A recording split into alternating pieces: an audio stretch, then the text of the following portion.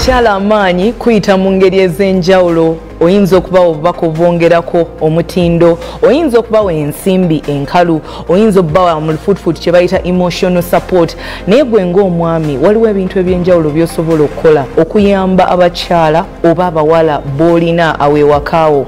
Twogera ku bakyala bo oba mukyala wo, twogera ku baana, twogera ku mikwano gyo nga bakyala, twogera ku ba sisters bo.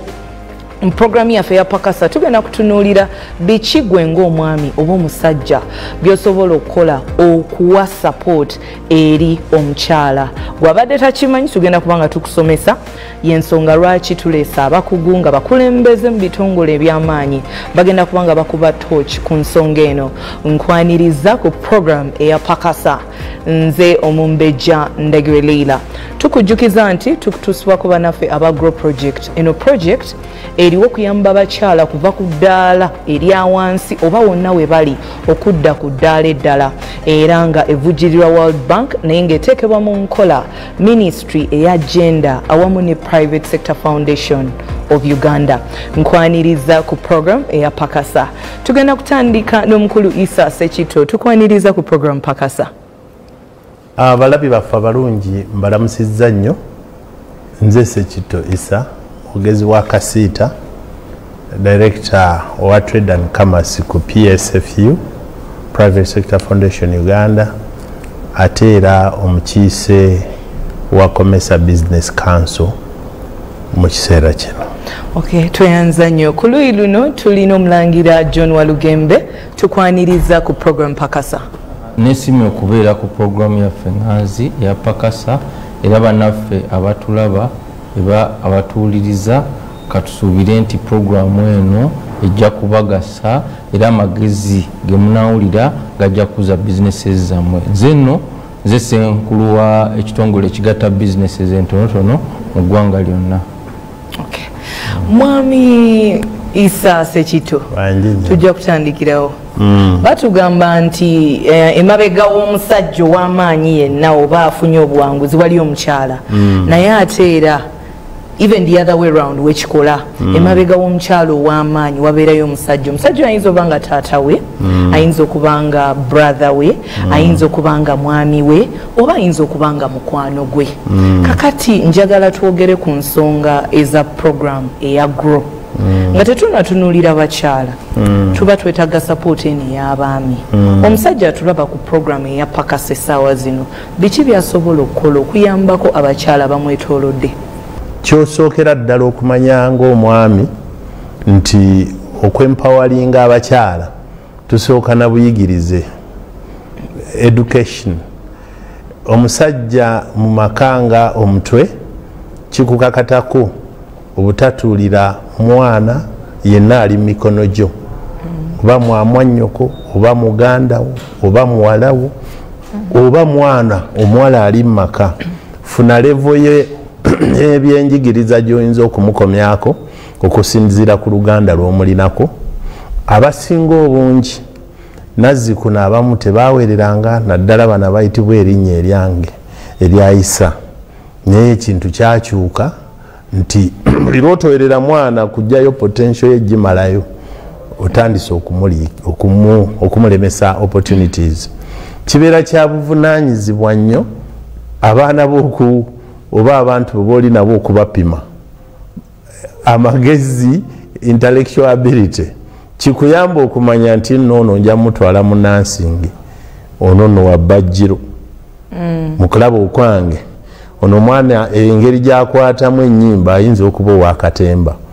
Kati omala okusportinga talent kikuyamba ng'omuzadde, kubanga olusi fees tetuli ku levels enkana. Eriyo family za class ennene nga ye kya obuweerezi sente tekimumenya, naye abasinga obungi kitumenya. Kati boneepanka nti abaana bonna bagende basome mateeka, abalala basome kubeera badokita, abalala babeere bayinjina, kiyinza okulema. Kati amagezi g'omulabamu yereva okuba otandikira okumuyamba okufuuka ng'amanyi Oluzungu, ng'amanyi Olufalansa oba oliawo oba ennimi endala z'asobola okuyiga ekyo kimu. Ekyokubiri, abakyala kababe baana kababe bakyala bakulu banafu mu mibiri gyabwe. kati mu buli ngeri yonna olina okufuba okulaba nga esente zino ezisooka mu kutandika ziva mu ggwe ng'omwami. Abaami abamu basigalayo nga bali soloko nti alowooza nti omukyala bw'anaafuna ssente ajja kutandika omuyisaamu amaaso. Naye njagala babuulira nze byombi mbirabyeko, omukyala nga mwavu n'abakyala bange bombi nga bafunye ssente. Ndaba nti eno gye bafunidde ssente emirembe gyenfuna miyitirivu obungi. Toyanze nnyo mukuluyisa sekityo. Mwami John Walugembawo njagala tukwate abaami abamu batya naddala ku side ya business, side ya career, omukyala okubanga adduse emisinde. Mukuluyisa sekityo akyogeddeku nti bakyala b'okubanga balina ssente ate kimwanya emirembe okugeraageranya ng'ate tebazirina. Abasajja balina kola batya okuwa support abakyala okubanga they are empowered obanga bafuna ssente ezaabwe ku bwabwe other than ogirabanga threat. Kuba omusajja olumu walaba ng'oyambuka amadaala mu career nga yeeraliikirira, walaba ng'otandise okufuna akasente otambula osubula ogenda mwene ensi n'eri ng'akyusa embeera ewaka. Gwe omusajja buli lwowa amaanyi mukyalawo okukola ekyo kyakola naawe muli kikuwewula. Katugambe nti ffe twakola okunoonyereza ne tukizuula nti abakyala abasinga kuga bizinesi zaabwe tezikula, atandikawo ka bizinesi katono n'atakakuza lwaki takawabudde nti ssaawa bwe ziwera 11 omwami ng'amasimu gakola ki gatandika. Ate oluusi bizinesi ezimu si zonna naye ezimu bakasitoma batandika okugula ssaawa 11 12 ssaawa emu. N'ekirala ne tutakkiriza nnyo bakyala bano kufuna bukugu. Juzi ennaku 2 emabega tulina abakyala abaddukanya bizinesi betugezaako okuyamba okuwa obuyambi. Katwamukubiranga bizinesi yerika n'agaana naganze mwami wange yaŋŋaana okukola ki okufuna abaki tetwagala abantu bonna kunkyalira mu bizinesi yange waka bawange yakola ki yaŋŋaana. N'abalala twagenda eyehoima nga omukyala afunye obuyambi mu bizinesi ye, kati nga abantu bazze okulabuka bizinesi ye ekuze etya tukuyambe tutya, musajja najja ejjambiya. Kale ffe abasajja tuteekwa okutegeera nti omukyala w'ennaku zino si ye mukyala wedda. Kuba abasajja bakwesanga nnyo ssente okulaba nga bafuga abakyala. Naye kati si ye situation gye tulimu nti omukyala gw'oli naye oteekwa omwesiga n'omuguza vision yo nti kino kye twagala okukola, naye n'akola nga zaleeta naawe z'oleeta zicontributinga ku vision. Naye ffe abasajja obulungi tetuba na kirooto kye tuguza mukyala. Okiwulidde gwe kyoyagala kumakinga sure nti gwe oli mukyala wange oli mukyala wange gwe fumba labirira abaana, naye oteekwa omugguza ekirooto nti kati omanyi nandiyagadde emyaka 5 tukole kino, mu myaka 10 tukole kiri. Then naye gezaako kulaba nti afuuka beta, kuba abaana bano era abazungu bakizuula nti abaana batera ofuuka nga maama waabwe. Omwana maama bw'aba teyasoma nga talaba na bukulu bwa kusoma, ebiseera ebisinga ogenda newesanga nti n'abaana tebafuna motivation kusoma, kuba ebiseera ebisinga abaana bano either baba ne maama oba maama yabakola ki yabawa ekkubo.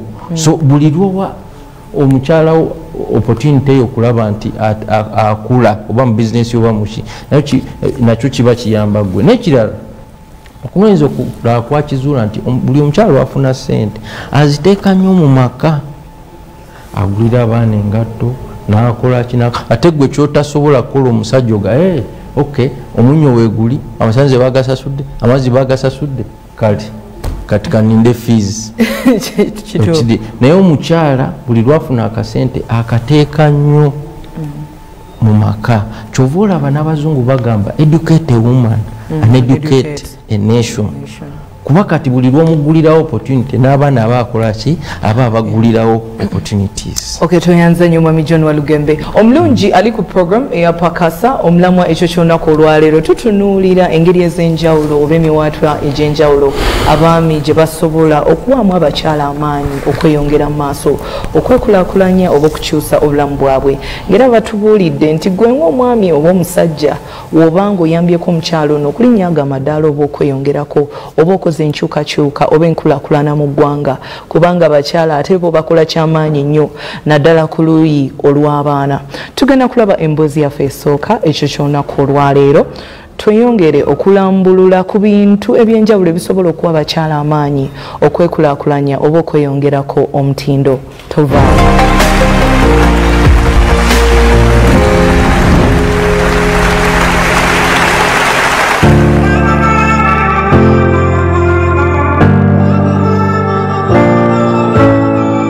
Okuzimba kyakatale eri buli muntu naddala eri abantu abakula okuviira ddala ku bavubuka. Wantulinya Kawuka n'enkyandagira essaawa Ssettumba abakola ebizimbisibwa okuva mu bbumba naye yatandika kusotta ttaka likuba bbulooka nga kati eno y'emboozi ye ne waatuusa olwaleero. Nze natandika nkuba bbulooka ez'ekifuufu nga nzikubireeyo mu Kirombe Sissa. Waliwo omwami bamuyita Musumba Banji Joseph ye yanjagazisa guno omulimu n'angamba nengendayo ne musaba nti njagala kufunayo akafo nampangisa akafo nentandika nga okuba ebbumba okusotta ebbumba naye nga tukola bubbulooka obw'ekifuufu. That was my journey. Ne tugenda nga tugaziwa mu Kirombe nabeerayo emyaka 2 ku 3 gye nava ne tugula wano. Twasooka kugula eka 1 n'ekitundu waggulu eri gye twasookera ne tugulayo kamashini katono. Kamashini ke twagula era twagula nti no twagala kutandika naki na bulooka ez'ekifuufu. Twagenda okwesanga omuntu n'agamba nedda tusobola okukubisa mashini eno Maxpan. Olwo lugendo lwaffe olwatandika era tetwaddayo kudda mabega. Kyetaagisa ki okukola pulojekiti y'okukuba amabulooka Maxpand n'ebirala ebigwa mu ttuluba eryo? Olina okubeera ng'okoze akasente akaweerako n'osevingira ettaka kubanga tosobola kuteeka pulojekiti ng'eno ng'opangisa. Buli woteeka mu kupangisa nannyini ttaka akomawo n'agamba jjawo ebintu byo nga tootaddewo ekkoleredde no. So nze nasooka kusevingira ttaka naye n'omwami wange n'ankwatirizaako. Oyo yali mpagi nnene nnyo nnyo mu bulamu bwange okukola factory eno. Nankwatirizaako ne tusevinga akasente ne tugula ettaka. Buli woonoonye omulimu ogulimu ssente gubeeramu abasajja. Tunuulira kangeze nga taxi. Taxi zirimu basajja ate taxi mulimu ssente. Tunuulira omulimu gw'ogwa boda boda gulimu ssente naye gulimu basajja. Abakyala mbagamba ekintu ekirimu ssente noonya omulimu ogukolebwa abasajja kubanga abasajja baagala nnyo ssente era emirimu egirimu abasajja awo ng'omanya ssente weeri. Ekirowoozo kifunise okutandika kuzze n'okugaziwa kati omutindo. Product eya Maxpan suspended flow units mutindo quality. Ffe ebbumba lyaffe tuli testinga ligenda mu laabu bwe liva mu laabu ne mulyoka mulitwala eri okupreparinga ne muliisa mu mashini. Quality, we mind about quality. Ffe tuli eno nakawuka mu nfuufu naye abantu gye bajja bulooka ne bazitwala ekajjansi era mmwe bakasitoma baffe ne mugitusanga ekajjansi naye ng'ate evuddewa nakawuka. Lwaki? Mutindo quality. Tulina ne ba professionals ababisomerera abasoma quality assurance. We put them on board. Lwaki n'ekintu tosobola kikwasaganya naye bw'oba olina ttiimu ba professionals bakolera ebirungi ate abantu bye basinga okwagala. Maxpan ebintu byaffe ebiva mu bbumba biri katale. Ekintu kino kiba kyetaaga buli ssaawa okuteeka mu ssente. Investor yandize naye abeera skeptical ng'agamba project eno ngiteeke mu ssente. Amasannyalaze mu bizinesi eno amasannyalaze gali waggulu. Ffe ba small manufacturers batujjako rate zaabwe nga ba big manufacturers ne enkero ozuukuka abakozi bazze ssaawa 5 ne gavaako ne gamala ennaku 2. Kakati manufacturer bandibadde bagamba nga ffe batuwa oba ngambe gundi eyo etavaako.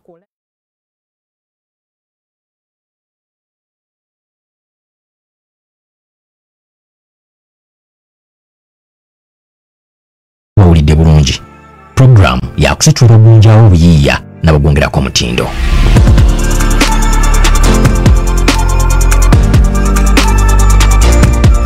Bogiddwa Grow, projekiti ya gavumenti ya Uganda eddukanyizibwa PSFU ne Minisitule ya Gender ng'evujjirwa World Bank. Emboozi eyamukyala Ndagire Sarah ekulaga nti emirimu abantu abamu gye banyooma ate gye girimu akasente. Mukyala mukozi, mukyala mufumbo, ate ng'era mukyala muzadde. Eyo ye definition eya complete woman. Mwami Isa Sekitawo njagala tukwate. Abakyala bali eyabatulaba biki bye basobola okuyigira ku mboozi eyamukyala Ndagire Sarah?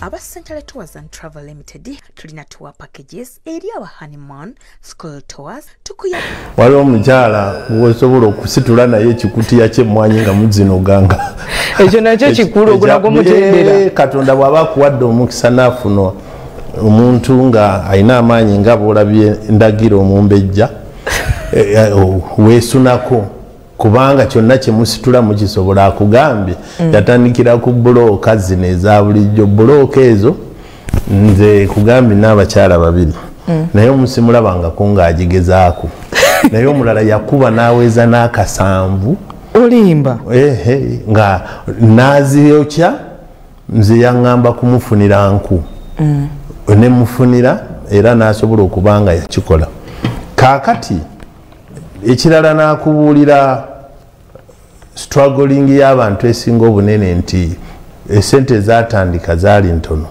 naye ng'ate omulimu gwa bulooka ne maxpan ezo zeetaaga amaanyi zeetaaga abaami abasasulwa zeetaaga gwe wennyini okwetabamu kubanga wano nze nalaba projekiti eyo omukyala wange bwe yali ng'akyagikola eya bulooka okutikka obutisi bakubbiramu onaze okutikka ayisa mbali olukwe ne batandika okwekasukira bati kakati kyetaagawo abakugu ababala yakubisa layini eri babaawo alinnye ng'apanga totegana kubala emu ku emu akuba layini n'abazaamu exactly bw'aba asobezaamu ayinza kusobyamu kamu bubiri obutasobola kukozesa loosi kakati ekyo abakyala balina okukiyiga nti buli wabaawo omulimu gwogezaako okukola ng'ogwo ogw'amaanyi ate oteekwa okubaawo n'abaami abajja okubaawo naye ng'ate basasulwa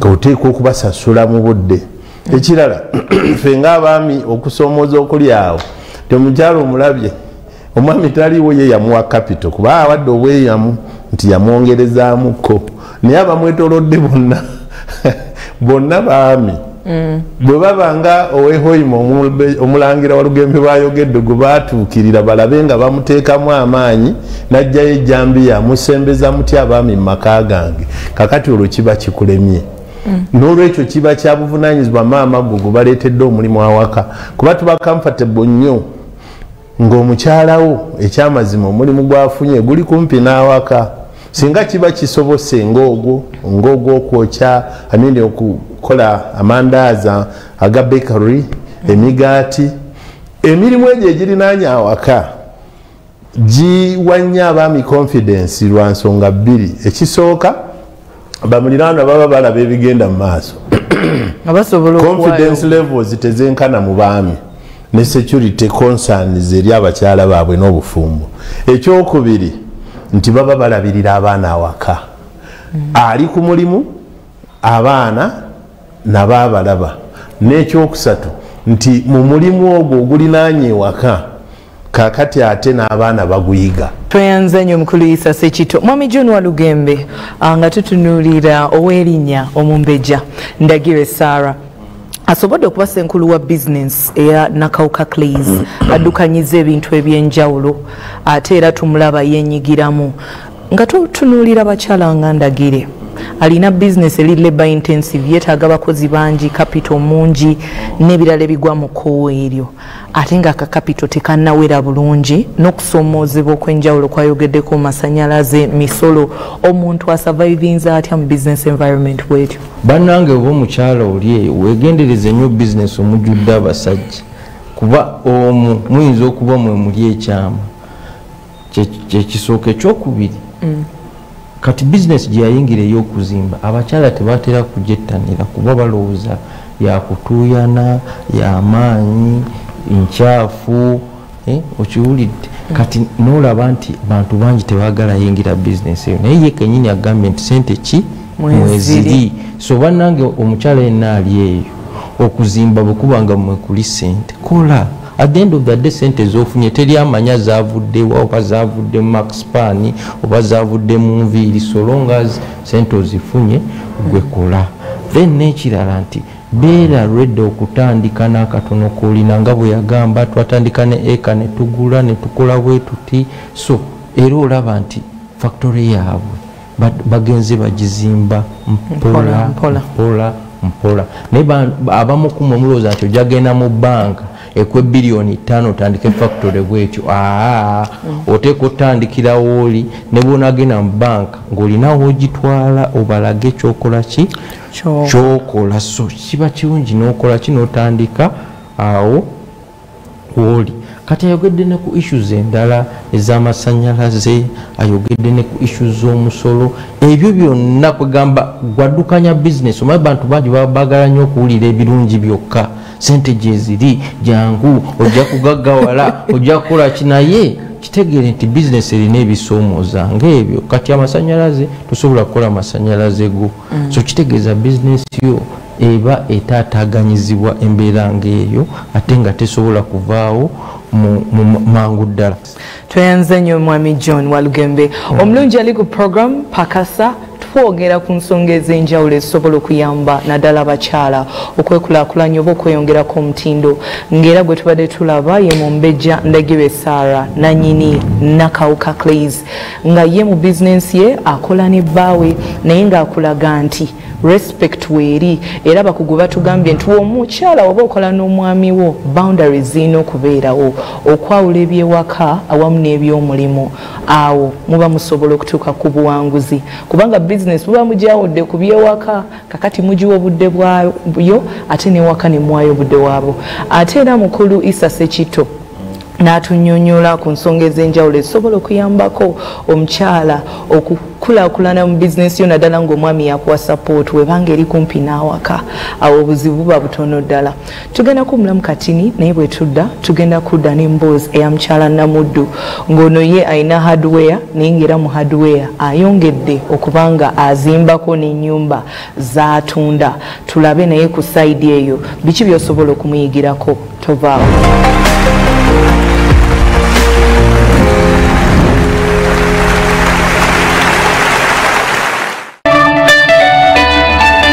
Pakase gusinate. Olina okubeera ng'okoze akasente akaweerako n'osevingira ettaka, kubanga tosobola kuteeka projekiti ng'eno ng'opangisa. Omujjudde okutendekebwa obuyiiya n'okufuna ekinyegenyege okutandika omulimu gw'oyagadde. Omanyi bizinesi ya hardware tesaana kubeera watali interland, nti ekibangiriza abantu bazimba buzimbi. Mwe tukuleetedde abatendesi abalina obumanyirivu n'obukugu mu kyabatendeka. Omulimu ogwasoose ogw'omumbejja n'omulimu ogwa Namuddu gyonna giri hard. Omutayimba ogusikayo olutalo naye olaba mumalirivu, kasita ayambala ka glove ng'asikayo omutayimbwa, waliwo n'oguzinga. Byonna mu program Pakasa. So bannange omukyala yenna ali eyo okuzimba bwekubanga mwekuli sente kola. N'omuweereza Omumbejja Ndagirwe PSFU bawagadde Deviso okujja okubangulamu abakyala oba okubayambako okuva ku ddaala wawooli okudda ku ddaala eddala. Egenda okulagibwa ku ssaawa 2 ez'ekiro olw'omukaaga. Bawagiddwa GROW, pulojekiti ya gavumenti ya Uganda eddukanyizibwa PSFU ne Minisitule ya Genda ng'evujjirwa World Bank. Tosubwa ku Bukedde TV.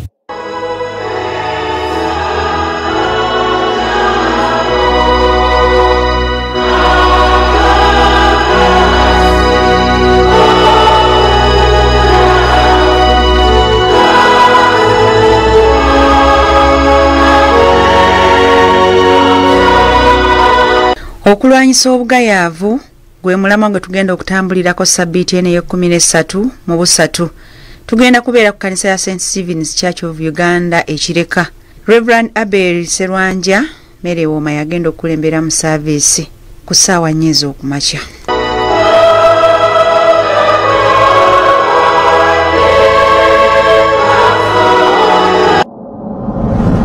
Tosubwa ku Bukedde TV. Tosubwa ku Bukedde TV. Wikyewedde n'abatuusizaako omukolo gw'okwanjula ogwa Nakiyengo Proscovia ng'ayanjula mwana munne David Kawese maka g'abakadde be.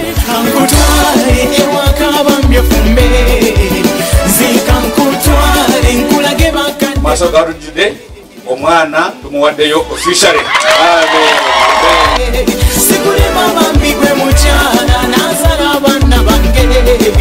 Njagala okutegeeza endo batuusaako embaga yaabwe mawuuno.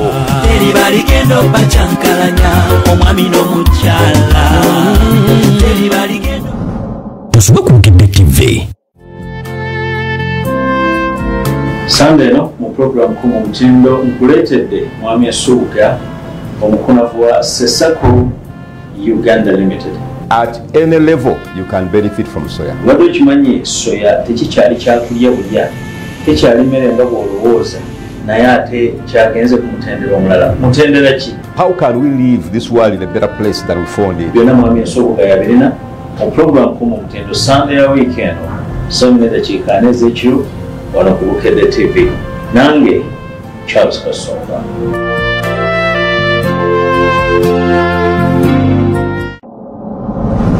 Tusuba ku Bukedde TV. Mu programu akezimbira buli kizimbe kituula ku ttaka naye ng'osaanidde omanye ettaka lyo liyitirawa, omulamula, akayinja, osobola bikozesa otya, mukugu ki ayinza okuyamba okubikozesa okumakinga oba okumanya ettaka lyo we litandikira we likoma. Abaffe wetwogerako ku Ministry of Lands ebintu bino bimanyikiddwa nti bikozesebwa mu kulambika obugazi oba obunene bw'ettaka lyo. Byonna tobisubwa ku Lwomukaaga luno mu programu akezimbira ku Bukedde TV1. Nange Shakura Nakandi lindirira togisubwa.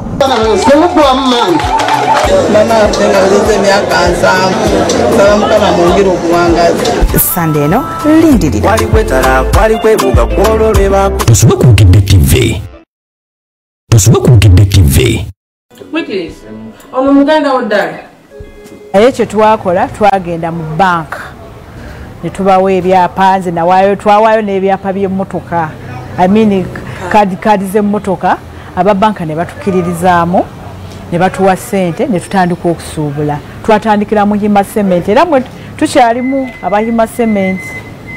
Nga Hima Cement luli yali etuwaayo nga truck osasulako ekitundu n'ekitundu ne bakikuwa ku bbanja ne bakugamba mu wiiki emu. Kati bwe tumala emyaka 5 business n'etandika okubanga yeesaze. Omanyi business ya hardware tesaana kubeera watali hinterland nti ekibangiriza abantu bazimba buzimbi. Namugongo twatuuka ekiseera nga tokyatunda sementi, amayumba amasayiti gaweddemu, tebakyagula abantu oli ajja kugula alina okwanjulako omwana agula obusementi bubiri bupeyinti bubiri. Ne tugamba tunoonye ettaka, ne tunoonya wano ne tufunawo. Neera twagenda mu banka bwe twalaba alitunda ne tumugamba tetuyina ssente, naye banka olwokuba twali tubankinga nayo. Ne tugenda mu banka ne tubagamba twagala gula tubeere na fund, tubeere n'amaka agaffe. Era ababanka ne tubaleeta wano ne bakkiriza twajja kukola siwe tibana bamukuba tuli wano. Ababanka bwe bajja ne bagamba wano walungi ne batuwa ssente, era batuwa ssente ezazimba wano. Olina okutandika ndozanga $150,000 entono bakati twera ya sementi emu. Lulife twatandikira twabali batika ensawo 8 naye kati batika ensawo 6 nga twere emu bweti ebeera $3 mmeka. Bakati eri ku 3 kogireetera times 600 kati naye nga luli yali ku ensawo baali batika 8 ne gavumenti n'ekijjawo etteeka zina kutika 6. Olina okubanga ssente nga $150,000. Business ya hardware eri too demanding, wetaaga ebintu bingi. Oba otaddewo kano bakubuuza kano, bakubuuza kali, bakubuuza kano bingi nnyo batukana okubuuza empiso etunga. Construction najiyingira nabeeranga mu hardware muno nga nfuna bakasitoma fundi tufunira omuzimbi, njagala kuzimba bweti, njagala kuzimba nga ne basisita bange bagamba bane njagala kutandika site bo bali mu office, njagala kutandika ne ba brothers bange, njagala kutandika site n'emikwano gyange.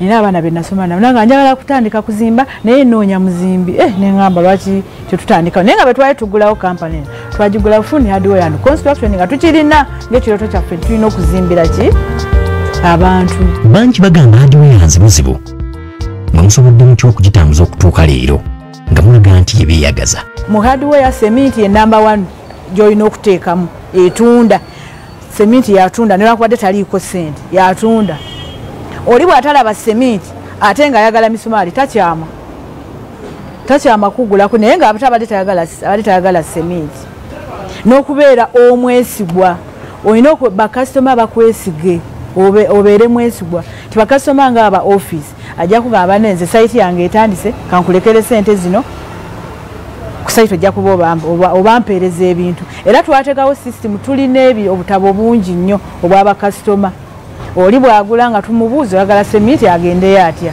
mu bizinesi olina kubanga eno hardware otetenkanya nnyo kati nga bwolaba nti sijja kuteekamu byakuzimba byokka nze kasita business hardware kasita oteekamu ebintu ebitavunda mulimu ebirala tebivunda nebigwa birina expiry date oteekamu bitono bondex abazimbi bamuyita bondex naye nga ayitibwa lodex azibikira amabaati ebituli oyo alina expiry date oteekamu mutono tulina ebisibagata pvc cement naye alina expiry date tulina ebisiba endabirwa mu silicone naye alina expiry date oteekako mutono n'ebino ebirala ebitavunda bijja kusiba sente zo naye bw'onoofuna kisayiti ekinene bijja kutambula omulundi gumu bijja kutambula ate wano mu hardware olina kubanga olina customer care era twagenda okulaba nga wano hardware tekyatambula ne tugamba katutandikeko bizinesi endala efaanana bwetyo naye eri mu line n'ebya hardware taddemu emifaliso ebikopo plastic oyo yenna esowaani netugamba tusibe esefuriya nti omuntu bwajja kuba twagenda olaba nga wasaiti waliwo saiti ajja nakugamba njagala obufaliso 10 obutono abazimbi bange kwe banaasula njagala esefuriya njagala omulawo netugamba eno bizinesi etambula bulungi ne hardware yensonga lwaki twabiteekawo. Omuganda agamba eyeewo ez'omumbago bazikuba bwe mwagazi wamusanze miziziko ki? Cost of borrowing sente tuzifunira waggulu nnyo interest rate eri waggulu tugenda mu sako waliwo lwobanga oyagala kati nga nzali mu construction oyinza okufuna omulimu gw'okuzimba naye nga kasoma agenda kusasula mu bitundu naye saagala bazimbi balwisaawo olina okudduka mu sako baba onoogenda mu banka process egenda kubeera mpanvu abazimbi bw'obaleeta tulina okuzimba ne mugane tuzimbe mangu mangu tudduke kasoma yakuganye mukoze endagaano mwezi bwe guti nja kuwayo sente bweziti omwezi bwe guti nja kuwayo sente bweziti katugwe kyokola abazimbi mulina kujja lumu mu kisitule mangu tudduke tuve ku site abazimbi bazibu okumanaginga abakozi si bangu tebamanyi kukwata budde ayinza okujja n'atuulaawo ne badda mu mboozi kyokka watajeti nze nti njagala nzimbe mangu mangu mmale eno wiiki emu esobole okummala ne balwawo si bangu bazibu nnyo ate kati oyinza okubeera nga oli akubalidde ebintu ebyokukozesa na inflatinga quantity emwero tajja binflatinga kuba nze mbyegulira nze buli kintu nkyegulira na inflatinga mu kifo tugenda kuseresa amabaati tulina kuseresa amabaati 10 nakusomera 2 n'ogagula 2 ne gatuuka ku site ne gafikawo ezo zonna sente ziba zibuze kasoma ayinza okujja n'akugamba fundi oli mu construction mpa emweni ne tukola BOQs ne muzimutwalira ye aba ayagala bwagazi kulaba by'omukoledde olumalo bimukolera agenda walala. Abazimba n'abateekateeka okuzimba leero twajjiridde mmwe Bogidwa Grow projekiti ya gavumenti ya Uganda eddukanyizibwa PSFU ne Minisitule ya Gender ng'evujjirwa World Bank. Emboozi ya mukyala Namuddu bye bimu ku bintu ebiraga nti emirimu abasajja gye bakola ensangi zino n'abakyala bagyenyigiramu. Omukyala omulaba ali mu hardware ate waba mu hardware business n'azimba wamala okuzimba ate n'atunda kituzaamu amaanyi ffe nga bakyala nti abaami bye bakola mu mirimu naffe tuba tusobola okubikola ate oluusi ne tubasinganako. Omukulu Isa Sekito Namuddu omulabye Kampala abasajja n'abakyala bali successful 80 ku buli 100 bakyala baabwe be babala sente. Buli bolaba bali mu zakeedi omwo abazimbye ennyumba n'akwata endala ayinza n'okumala omwezi nga tabaze sente zamupangisa wadde omu. Abakyala nti yakola planning nga ye ne sente gye bazisasulira ne buba ne conflict ekwatagana ku bapangisa kwabo bola abalina agazimba aganene bakyala baabwe bamanaginga finances. In fact kati twagala gezaako nakola musomo kumanya abantu bano lwaki buli abafunye nnyo sente abakyala baabwe bababeera ku side mu kukwata sente ezo. It's a very big testimony and Kampala is a case study. Naye fa abamu abalemerayo nga kagamba ako okavaako tebakyala nabo oluusi bakukuta yaja asooka akimalirize basirwa abagwagwa n'asooka abayisaamu awo ebyasi kabusenge bubiri kyokka gwe ogugumula eri ewammwe oyagala ozimbire taata ozimbire maama akati awo yestade gyenkugambye nti experience akasajja kafuuse akasajja banaya kyala amanyi ebitambula ew'omwami zisaksidinze nnyo ekesiko Kampala bali abalasi abali ewaabwe naffe nekitufuukire ekitegeeza baali babeetaaga babeereyo yajja ewaffe awazibu mu busuubuzi era nga bulijjo olabye nti olulangirira abaana kusuubula obusajja se bubalinze wansi bw'ofiisa bubalinze bulabe ekiddako municipality yonna wooli baliwo amateeka bayirozi eziri mu kifo olina kyoyagala ngamba abaana bo sente kankubuulire bagambe kizibu nga bizinesi yakusuubula bagambe nti bayagala bizinesi y'okusuubula ekulemesa n'oggula olugoye buli kyomala oyagala ssa bw'oleeta obubiriiti n'oleeta bagambe nti bayagala kyekyo ebitiyo ogenda okulaba nga nakwase kuona ayitawo ate enkumbi musatu nakutuka bambi tuli yawulira nga aweddemu amaanyi abaana bagenda kukubako kubooga naye abantu tukyegendereze nnyo era olabye namuddo waliwo nze kyendabye kyenjagala omugamba genda fuluma mukono gwafunye obuzibu naye agenda hardware yange eyiseemu ku ddaala lyemutuusizza ate teyalirowoozezza nnyo nakwata kujja mwe sooka akanyuga oli nga bakyalobye emmotoka yayitawo genda okwejjukiriza ogiwerekeza ebyasinga egenze abaana bayisemu bagenze waliwo obwali bumusekudde obwajja waggulu eyo gasiya musaliddeko waggulu eyo kwate kubona atema yagge ebbali ala gasiya muveeko mbwamwe mundeke nje saagala bumusalideko waggulu n'emundu ekaze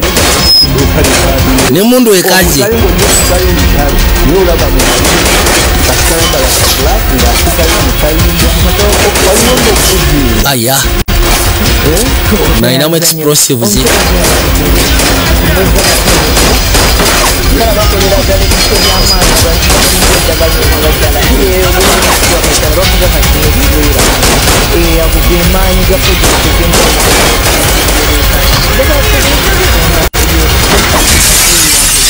muyayi yayita wano namuddu ye yasoma nako yakola procurement nasobola okutandika bizinesi ya hardware obukugu obulala waliwo akaje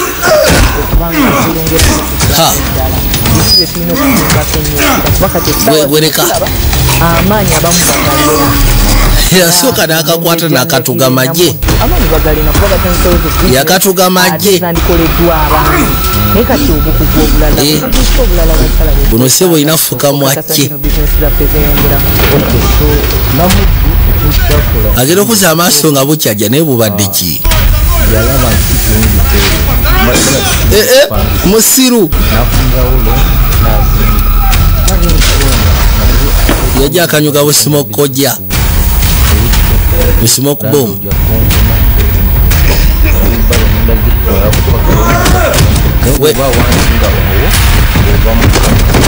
kawalula paka wansi wewe eda sebo omulasa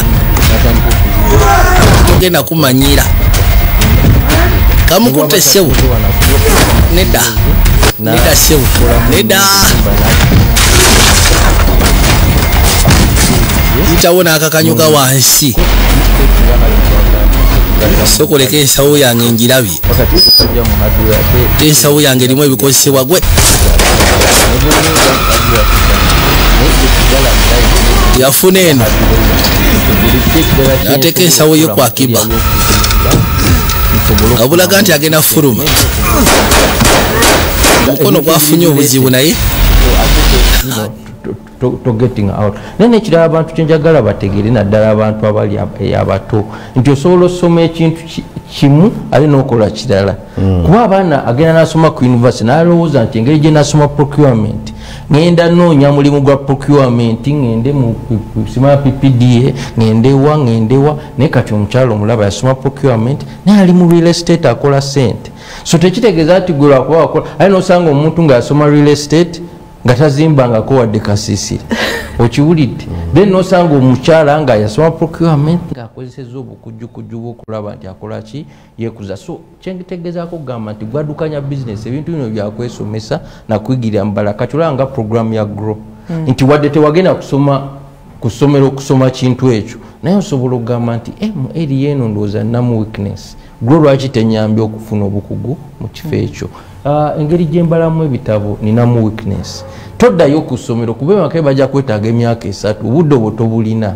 naye kati grow esobola okukuleetera expert ne bakutraininga mu area eyo n'olaba nti bizinesi ekola ki ekula so kintu kikulu nnyo okulaba nti otegeera ki kyomanyi neki kyotamanyi kyomanyi olabe nti okikuza kyotamanyi ofune abakugu abasobola okuyamba ne programs nga zino eza pakasa nti bw'ogiwulira n'ofunamu idm oba bbiri osobola okuzimbirawo.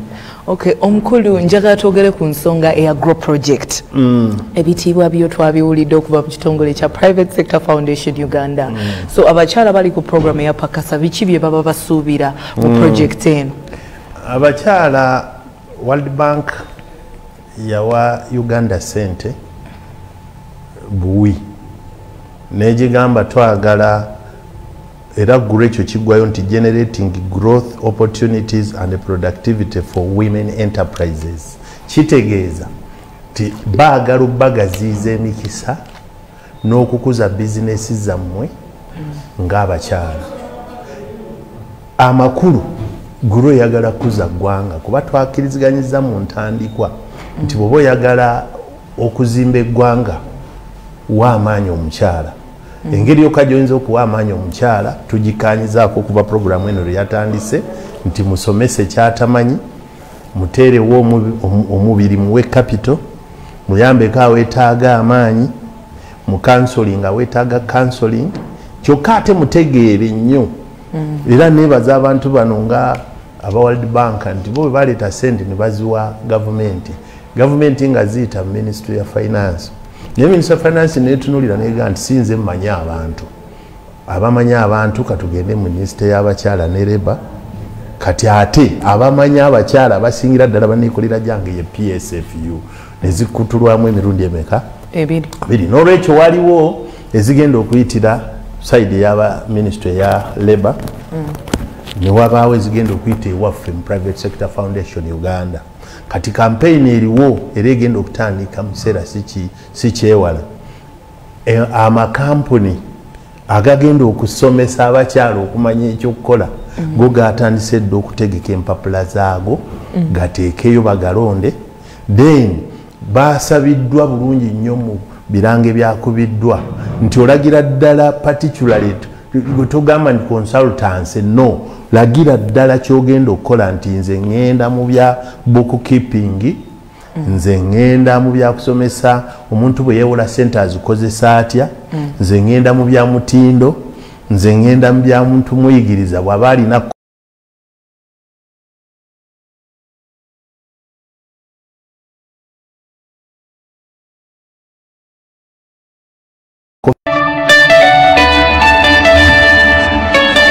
weekwate Tof Plus capsules kifuba oba musujja. Tof Plus ky'ekyokuddamu kyo ekkerenda limu nga liwonya endwadde zonna. Tof Plus mwekwate.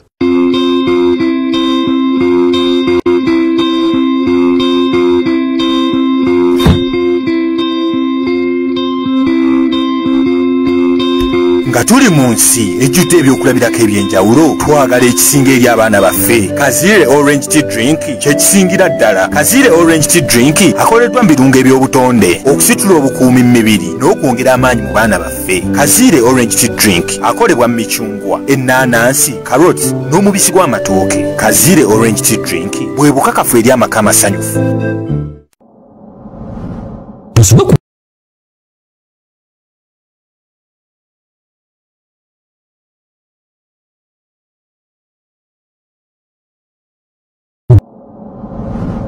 Osobola ku Bukedde TV. Wiki ewedde n'abatuusizaako omukolo gw'okwanjula ogwa Nakiyengo Proscovia ng'ayanjula mwana munne David Kaweesi maka g'abakadde be.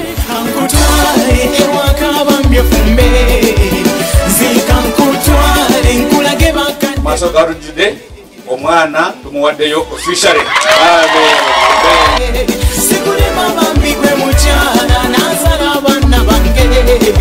Njagala okutegeeza ngenda obbatuusaako embaga yaabwe mawuuno. Teribaligenddo bacyankalanya omwami n'omukyala. Osobola ku Bukedde TV.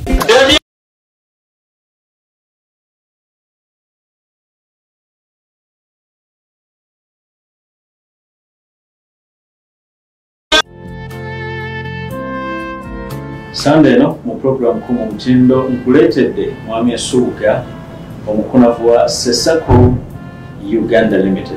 At any level you can benefit from soya. Wadde okimanyi soya tekikyali kyakulya bulya, tekyali mmere nga bw'olowooza. Abantu kyenjagala bategeere naddala abantu abali abato nti osobola osoma ekintu kimu ali n'okola kirala.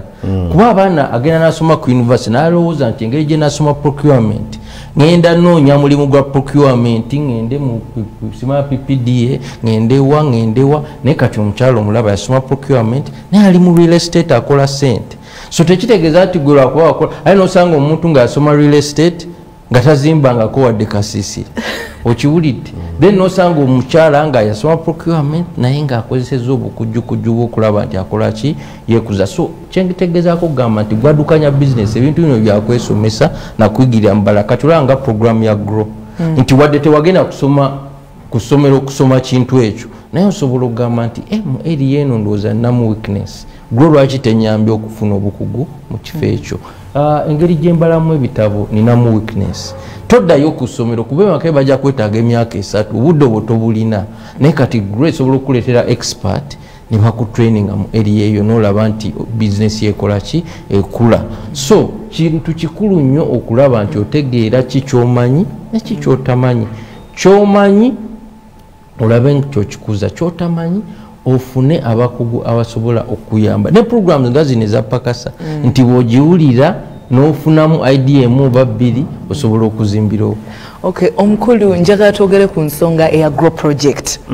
Ebitiibwa byo twabiwulidde okuva mu kitongole kya Private Sector Foundation Uganda. So abakyala bali ku program ya pakasa biki bye baba basuubira mu project eno?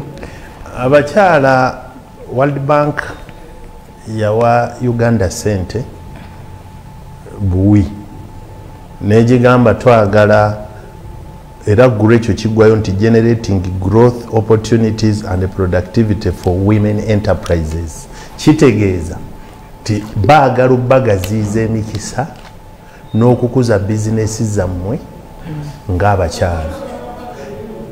Amakulu gure oyagala kuza ggwanga kuba twakkiriziganyizza mu ntandikwa nti bw'oba oyagala okuzimba eggwanga wa amaanyi omukyala. Engeri yokka gy'oyinza okuwa amaanyi omukyala tugikanyizaako kuba programu eno yatandise nti musomese kyatamanyi muteerewo omubiri muwe capital muyambeko aweetaaga amaanyi mu counseling aweetaaga counseling kyokka ate mutegeere nnyo era neebaza abantu bano nga aba World Bank nti bo bwe baleeta sente ne baziwa gavumenti nga ziyita Ministry ya Finance. Naye Ministry of Finance neetunuulira neega nti sinze mmanyi abantu abamanyi abantu katugende mu minisitule y'abakyala ne Labour kati ate abamanyi abakyala abasingira ddala baneekolera gyange ye PSFU nezikutulwamu emirundi emeka? Ebiri. N'olwekyo waliwo ezigenda okuyitira side y'aba Ministry ya Labour ne wabaawo ezigenda okuyita ewaffe mu Private Sector Foundation Uganda. Kati campaign eriwo era egenda okutandika mu kiseera si kyewala. Amakampuni agagenda okusomesa abakyala okumanya ekyokukola go gatandise dda okutegeka empapula zaago gateekeyo bagalonde, then basabiddwa bulungi nnyo mu birange byakubiddwa nti olagira ddala particularly tugamba nti consultancy no, lagira ddala kyogenda okukola nti nze ngenda mu bya bookkeeping, nze ngenda mu bya kusomesa omuntu bwe yeewola sente azikozesa atya, nze ngenda mu bya mutindo, nze ngenda mu bya muntu muyigiriza bw'aba alina kofi nga gwakolamu mu UNBS afuna atya QMark. Ebintu ebyo biva mu kumanya ne bituuka mu kukola. Nolwekyo programu ya GROW ezze mu ngeri ey'enjawulo naye era tolowooza nti ojja zifuna otwale okyakale bukyakazi. Wajja kubaawo ebisaanizo eby'enjawulo ebyetaagisa abantu mukimanyi twabagamba dda nti olina okuba omwesimbu, olina okumanya okubala bizinesi yo, tewetaaga kuba accountant nga nze, oteekwa kuba ng'osobola okukola layini bbiri, oludda lwa nsaasaanya, oludda lwa nnyingiza. Wansi wano toto neekulaga ofisaawo. Nze nnyo Wami John Walugembe obubaka bw'obusemba eri abatulaba. Neyanziza abatulabye naddala abakyala katusuubire nti muganyuddwa mu bye twogeddeko nga bwe boogedde GROW project ndowooza eteeka okusanyusa omukyala yenna ali eyo addukanya bizinesi. Kale kiba kirungi mugende ku PSFU muwulirize ebirango mulabe waba osobola okuganyulwa mu projekiti eyo. Mwebale nnyo, mwebale dda. Okay, omulungi ali ku program eya Pakasa Mukulu Issa Sekito atugambye nti PSFU bawagadde dda ebiso okujja okubangulamu abakyala oba okubayambako okuva ku ddaala wawooli okudda ku ddaala eddala. Kitegeeza ki? Tutera obagamba wano nti omukisa gusanga yeetegesi. W'obanga oyagala ofune ebirungi ebigenda okuva mu projekiti eno eya GROW, olina okakasa nti nno onoonyereza biki ebyetaagisa obeere ng'omukisa guno we gunaakutuukirako ojja kubanga weetegese. Tugenda kulaba obubaka okuva ewa project coordinator owa project eno eya GROW, Dr. Aisha Ruth Kasolo Tova.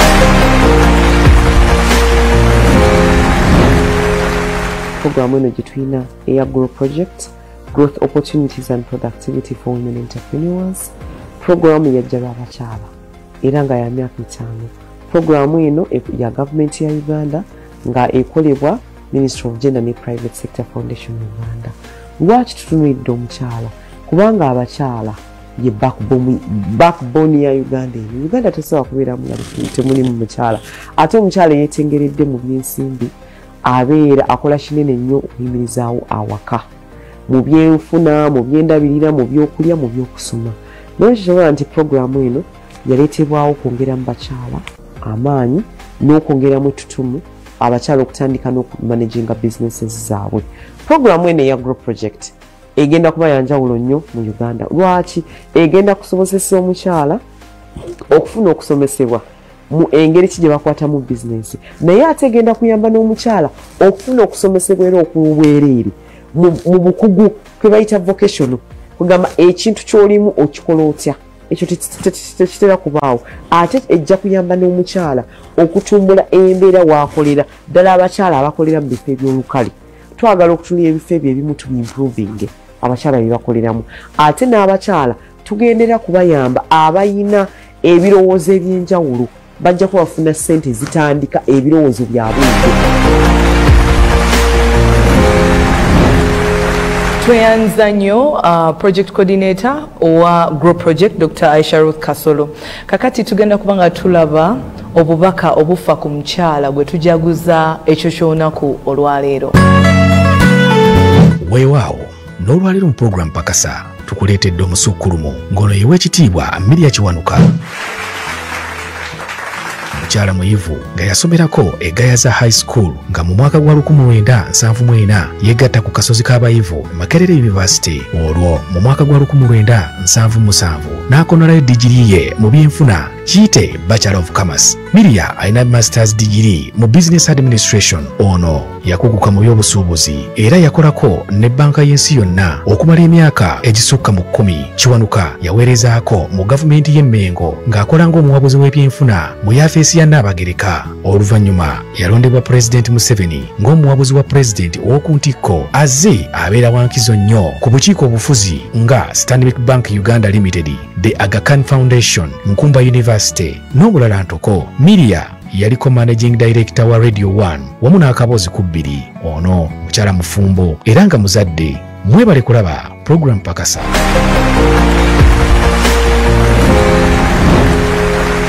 Okusinziira ku bantu ab'enjawulo be tukulaga wano ku program eya Pakasa, bayina ebintu eby'enkizo bye bakoze era kyova olaba tuboogerako, tuba celebratinga oba tukozesa emboozi zaabwe gwofunemu ekyokuyiga. Kitegeeza ki? Nti okubaako ekintu eky'enjawulo ky'oyagala okukola mu ggwanga lino erya Uganda oba mu bulamu bwo ng'omukyala oba ng'omwami, olina okwewaayo okuyiga. Bano abantu ebintu eby'enjawulo bye bakola olumu oba tobirabyeko walala oba ng'olumu olina wewabiraba naye ng'ate bo balina ekyenjawulo kye bongeddemu ekibafudde ab'enkizo okubanga tuboogerako wano ku program eya Pakasa. Kitegeeza ki? Nti twekuumire mu kumanya. Buli weekuumira mu kumanya kijja kuyambako okusukkuluma ku bantu abalala oba okuyiga ekintu ekipya ekinakuyamba okudda ku ddaala eddala. Nkwebaza okulaba program eya Pakasa nga tukutusibako bannaffe aba Grow project ya gavumenti ya Uganda etekebwa mu nkola Private Sector Foundation Uganda ne Ministry eya Gender nga bavugirirwa World Bank. Bw'ayagala okubanga weeyongerako omutindo ojja kuba ku namba ez'essimu eziyitawo ku screen. Nkwagaliza ekiro ekirungi, sula bulungi, weeraba.